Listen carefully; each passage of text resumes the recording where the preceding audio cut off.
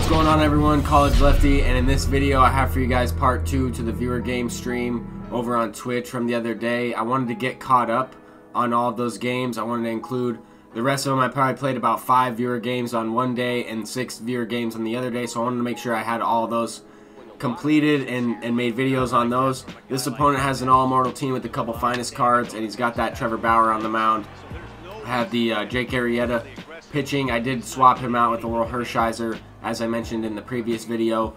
But definitely enjoy playing against you guys this late in the year. I figured a lot of good players are playing, and the people that are enjoying the stream, I have to give back, and I try to do that every month, at least a couple times. I challenged his Immortal Pujols right here with the sinker inside, and he took it.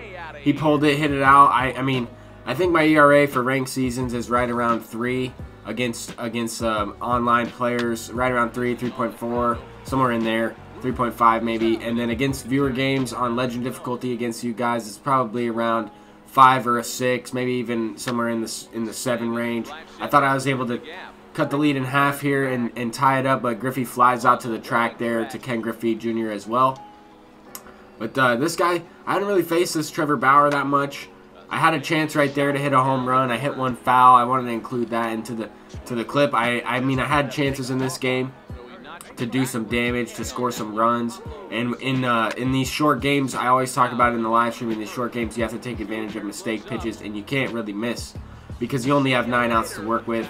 Here I was able to cut the lead in half and score 1 run there with the home run from Babe Ruth, which is an amazing card. He seems to step up on legend difficulty. On the harder difficulties, Babe Ruth seems to do a lot better for me. But there I was able to get Javier Baez, the finest version, to fly out. I really do want to try that card out at second base, or really any position. I mean, that card's a great utility guy. He has great defense, good power on both sides. His vision is kind of low, but I do want to try him out. I think he has a great swing in this game. I'm hoping to get him for my World Series reward. But here we got Steve Pearce facing Immortal Billy Wagner. I get him to strike out there, and I had yellow stamina with that card. And in these shortened games, I really think that plays a huge role in the PCI size for the opponent, or if the opponent has yellow stamina, then my guy's PCI will be slightly increased. And I feel like when contact's made, you get a little bit higher exit velocities consistently. I'm not quite sure, but this was facing the 97 Craig Kimbrell, and I brought that I had that Francisco Lindor starting. In the next video, I will have him on the bench. I wanted to mix it up a little bit and try the Chipper Jones back at shortstop. I thought about doing that during these viewer games in the live stream, but I wanted to consistently try out that Francisco Lindor there, as he almost turns that double play. Doesn't quite have enough arm strength. I know Chipper Jones has worse fielding, but I'm a much better hitter with Chipper Jones. I also will be able to get Pujols in there at third base if I wanted to. I just like to mix it up. I'm glad I have all these cards unlocked this late in the year.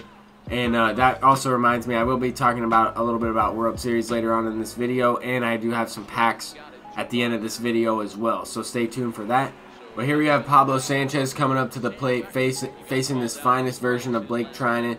And I haven't really faced this card that often either, but I do have a chance to tie up the game here. I've had a couple opportunities in this game to tie it up, and down to my last out, I popped that one up. I just didn't square it up all the way, didn't hit it the opposite field, and I kind of pulled it, got under it a little bit, fly out, and that's how we end the game. Hop right into the next one, going up against Edwin, and he's got a very good team. He's got Victor Robles, the speed at the top, with finest Baez, and he's got finest DeGrom on the hill. He's got his creative player. He's got some guys. He's got some of the postseason cards. There he's getting an infield base hit with the Victor Robles. There's no way I'm throwing him out there with Chipper Jones on that jump throw animation. 97 speed, I knew it. There, I'm not sure if I needed a dive with Lindor. I might have been able to field that ball and get the double play. I don't know if I would have been able to turn the double play, but I probably would have been able to get the guy out at second, at least if he was able to get a good animation there and throw it. But I did take a chance and dive there. There, I thought he was going to be able to do a sac fly and get to third base, but he didn't take a chance. But I threw a wild pitch anyway. Luckily, I was able to get the strikeout there with Koji Uehara. Brought this guy in. He's blown some games for me, but at the same time, he is very clutch in certain situations. That curveball splitter combination with the slider, the cutter that acts like a slider at times, is very useful, in my opinion. But here we have Pablo Sanchez ripping a base hit up the middle. trying to get something going here in the first inning, but I was able to hit a little bit better in this live stream than the previous one. That's just the only thing that's keeping me from being one of the better players in this game, is consistently hitting every single game, every single day. Sometimes I hit a little bit better than other times. I have the PCI on the ball a little bit better. Other times I'm popping up or just getting on top of it. Here I hit a rollover and maybe was able to get an infield hit there, but he got to get animation there with Josh Hader. And if the catcher was able to field that one or something like that, I've seen it where he just runs over the ball. It happens in this game a little bit. But we have Chipper Jones up with the bases loaded, and it hits the pitcher's wall there. And I might have been able to score 2 runs, but I didn't know if I got one of those situations where his fielder picked it up. But on my screen, I didn't see that, so I didn't want to take advantage, especially in a friendly game as well. I didn't want to take advantage of that. Same kind of thing here. I might have been able to get to second base because his fielder missed a ball there on the Francisco Lindor hit. I didn't want to be like too crazy over aggressive. I wanted to just take my opportunity and have a chance to hit the ball. Brought in Immortal Mike Trout off the bench in that situation and was able to get a base hit. Now we got Raleigh Fingers up, or pitching right here, and he's been pretty good for me. I thought he would be a little bit better, but that fork ball slider sinker combination, he kind of has a wiffle ball. He's got a weird, throws like a wiffle ball. He's got a weird delivery, where I think when you're hitting, it looks a little bit different than when he's actually pitching the ball on the pitcher's side. It's like when he releases it, it has like a little bit of a hitch when you're facing him, and it's really tough to pick up. That's just my experience. That's kind of my opinion.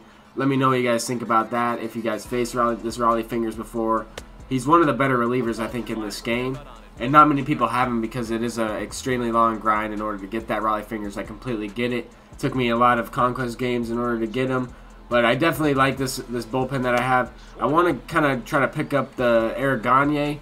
Hopefully I get some good rewards for my World Series. I'm able to sell one, but not going to be able to shut out this opponent. He hits a solo shot there with Finest Baez, and that, I mean, I really hope I get that card for my 92 to 96 overall sellable Finest card. That'd be amazing. And then to top it off, if I could get like Jose Ramirez or Jacob deGrom on top of that, I know what are the chances. The chances of that are pretty low in order to get those 2 guys, but I'd be down. Here I'm going to open up a Finest pack for 15,000 subs and a 10-pack bundle for 5,000 stubs. I was able to get that last one, that last victory. And kind of while I'm opening up these packs, I do kind of want to talk about a little bit about World Series and what I kind of hope they do next year. So the first thing, if they bring back Immortals in the game next year, hopefully they have the system a little bit tweaked. I'm down either way. If they have a bunch of flashback cards that are 99 overall, or a bunch of different varieties of the same Immortals that we have this year, if they have like 4 types of Babe Ruths, 4 Ken Griffey's, or whatever the case is, I'm down for however they release the content next year's game. I already bought the game. But what I'm saying is, hopefully if they come out with more Immortals, hopefully they have a lot more of them, where they have like 30 of them instead of just like 15, and you can get more of them by playing online rather than CPU grinding. I did think that the CPU grinding was a little much this year. I did spend a lot of time doing that. But the second part I want to talk about is making World Series and playing for World Series, especially this late in the year. In my opinion, a lot of good players are playing at this point in the year, and a lot of the elite players, or some of the best players that we had in last year's game, are completely done with this year's game because they didn't like it. Whatever the case is, that's fine too. But I think that if they increase the rewards, especially at this point in the year, for next year's game, if they increase the rewards for making it past 900, making it to 1,000 rating, I think that will help the game improve later on. I mean, the MLB season is a few months. It's quite a long season, 162 games. So I think that the lifespan of this game has a chance to be longer than other sports games just because of the season. I just kind of wanted to talk a little bit about that. I think that, I mean, at this point in the year, I'm at 973. I've played 31 games. A lot of these other people have played a lot more games than I have.